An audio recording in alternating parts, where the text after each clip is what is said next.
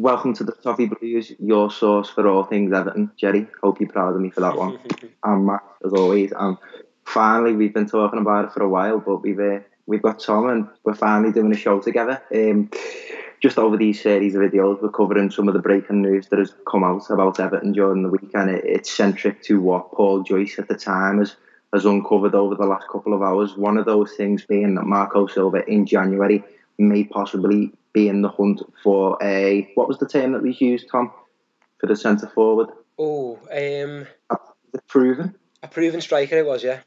Proven striker. Well, obviously with the situation that we're in at the minute, playing Richarlison as a number 9, although that is not his natural position, he certainly seems to be developing and playing really well. Of course, we would like to have that option to play him out in his natural position out wide on the left a bit more, and you want to bring in a more traditional number 9. Obviously, we have got Oumar Niasse, Dominic Calvert-Lewin, King Tosin, who haven't exactly set the world alight. Is that a fair comment to make? I think so, yeah, unfortunately. I think we hoped that Tosin would, but it did seem, to be fair at the time, like we were settling for him a little bit with Sam Allardyce's comments. He seemed to say that he said, "Oh, he's the best we can get at the moment for where we are in the league and that price." So I think not to diss Tosin whatsoever, because I love the fella, and he's a good striker, but I think we need he'd be good as a backup, but we need a proper, because we are challenging now the top 6, and we need a real top 6 striker. Like, just imagine if Everton had imagine if Everton had a Harry Kane. I think we'd possibly be better than Tottenham in other areas of the pitch. So I think if we had a top class striker like that, we really would be challenged for, if not the top 6, then the top 4 or even higher. So it's definitely something to look into for maybe an ambitious striker, a young one maybe, who's going to come in and do that. But I do think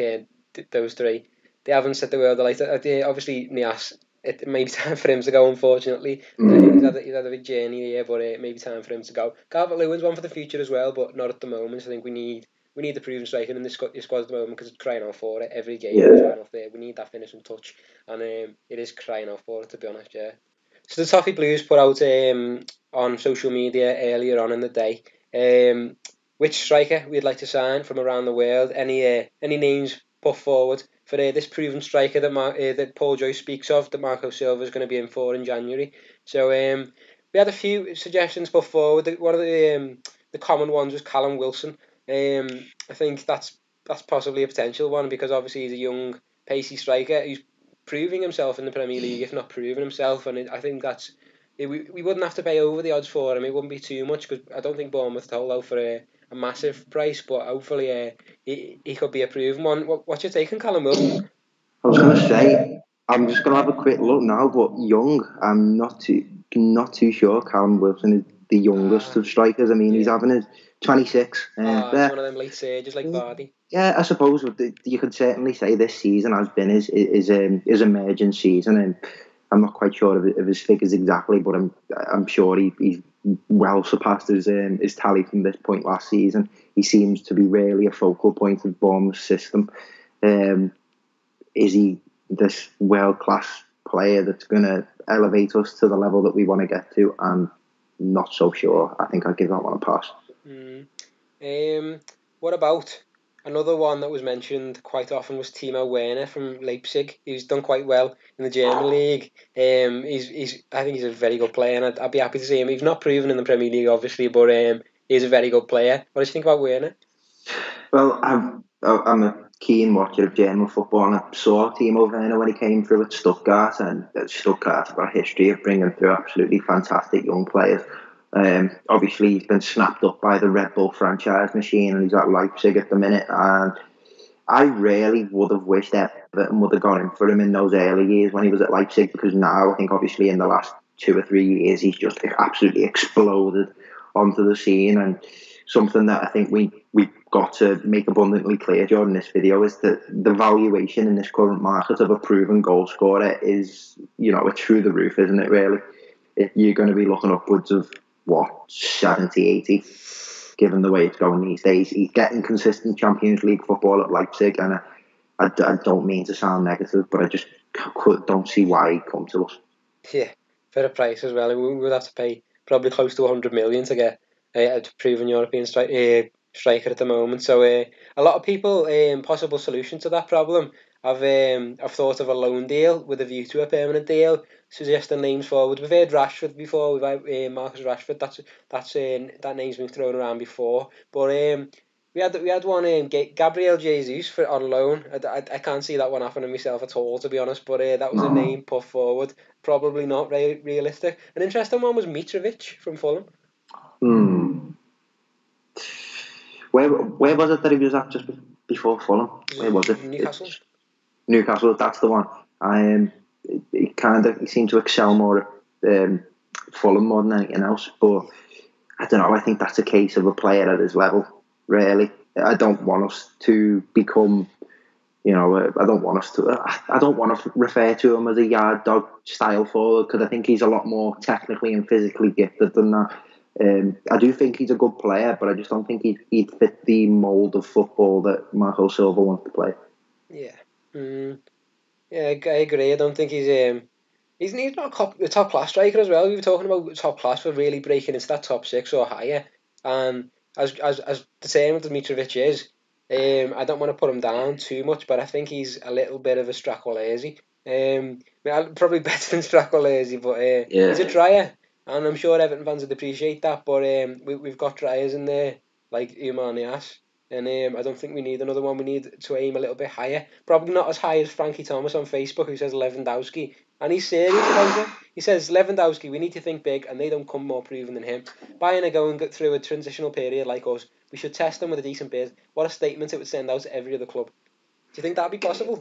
Are we selling half our squad with that as well?